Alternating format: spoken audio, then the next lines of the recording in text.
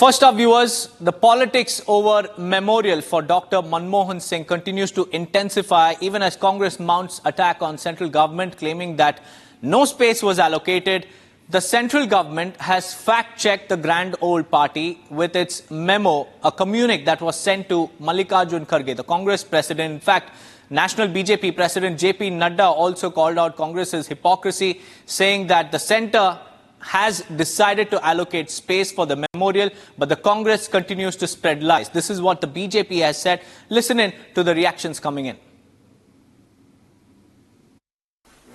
ये वास्तव में बहुत ही दुर्भाग्यपूर्ण है कि कांग्रेस के पूर्व अध्यक्ष राहुल गांधी और वर्तमान में अध्यक्ष मल्लिकार्जुन खड़गे जी देश के पूर्व प्रधानमंत्री सम्माननीय मनमोहन सिंह जी के दुखद देहावसान पर भी राजनीति करने से बाज नहीं आ रहे हैं।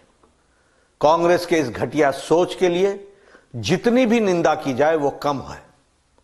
कांग्रेस जिसने डॉक्टर मनमोहन सिंह को जीते जी कभी भी वास्तविक सम्मान नहीं दिया, अब उनके सम्मान के नाम पर राजनीति कर रहे हैं। ये वही कांग्रेस है जिसने पीएम मनमोहन सिंह जी को के ऊपर सुपर पीएम के रूप में मैडम सोनिया गांधी जी को बिठा करके पीएम पद की गरिमा को धूमिल किया, उसे नीचा दिखाया। यही नहीं, पीएम मनमोहन सिंह जी का अपमान जिस तरह से राहुल गांधी ने अध्यादेश ऑर्डिनेंस को फाड़ करके किया था, इसकी कोई दूसरी मिसाल नहीं दिखने को मिलती है। और आज वही राहुल गांधी पूर्व प्रधानमंत्री स्वर्गीय मनमोहन सिंह जी के मौत पर भी राजनीति कर रहे हैं।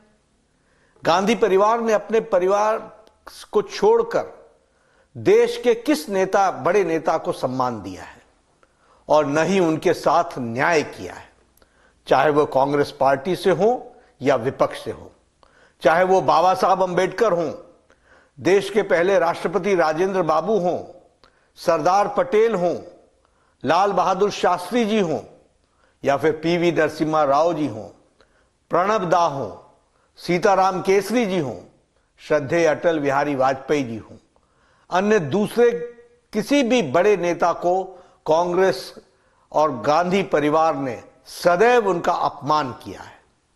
कांग्रेस नेताओं और उनके समर्थकों ने तो श्रद्धेय अटल बिहारी वाजपेयी जी के देहावसान पर के बाद भी उनका अनवरत अपमान किया। इसके कई उदाहरण मौजूद हैं।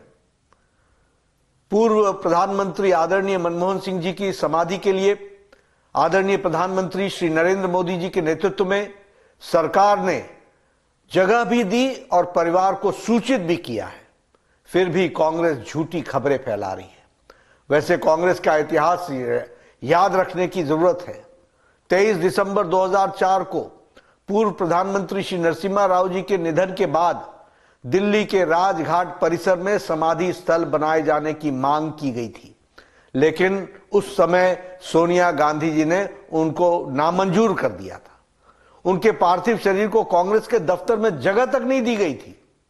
कांग्रेस नहीं चाहती थी कि नरसिम्हा राव जी का अंतिम संस्कार दिल्ली में हो और बाद में उनका अंतिम संस्कार हैदराबाद में किया गया। ये प्रधानमंत्री श्री नरेंद्र मोदी जी थे जिन्होंने 2015 में नरसिम्हा राव जी के लिए एक स्मारक की स्थापना की और 2024 में भारत रत्न देकर उनका मान बढ़ाया, सम्मान दिया। जब 2020 में पूर्व राष्ट्रपति भारत रत्न डॉक्टर प्रणब मुखर्जी का निधन हुआ तो कांग्रेस कार्य समिति द्वारा शोक सभा बुलाने के भी जहमत नहीं उठाई गई। कांग्रेस को याद हो या न हो, लेकिन उनकी याददाश्त के लिए मैं बता देना चाहता हूं कि 2013 में कांग्रेस की यूपीए सरकार ने राष्ट्रीय स्मृति बनाने का निर्णय लिया था और तय किया था कि किसी भी नेता के लिए अलग से समाधि स्थल नहीं बनेगा। ये हमारे प्रधानमंत्री श्री नरेंद्र मोदी जी हैं जिन्होंने प्रधानमंत्रियों के कर्तृत्व के याद रखने के लिए, उससे देशवासियों को परिचित कराने के लिए पीएम संग्रहालय बनवाया, जबकि कांग्रेस ने केवल अपने परिवार के लोगों के स्मारक और समाधियां बनवाई। सम्मान का असली मतलब सीखना है तो आदरणीय प्रधानमंत्री नरेंद्र मोदी जी से सीखना चाहिए। एक अनुमान की माने तो कांग्रेस सरकारों द्वारा देश में करीब 600 सरकारी योजनाएं, शिक्षण संस्थानों, अवार्डों, सड़कों के नाम, नेशनल पार्कों के नाम, म्यूजियम्स, एयरपोर्ट, बंदरगाह, इमारतें और खेल के नाम पर नेहरू गांधी परिवार के नाम पर रखे गए, जबकि बाकी शख्सियतों के नाम पर योजनाएं केवल उंगली पर गिनने लायक हैं। Which the BJP is saying, the fight for the memorial. They said that they will give the memorial. What would be your counter to that? And we are not. They are completely confusing. Sambit Patra, we know that my parliament colleague always get confused because he should get the facts right. We are asking a respectable place for the final rights of Dr. Manmohan Singh ji. All other prime ministers had respectable place for final right.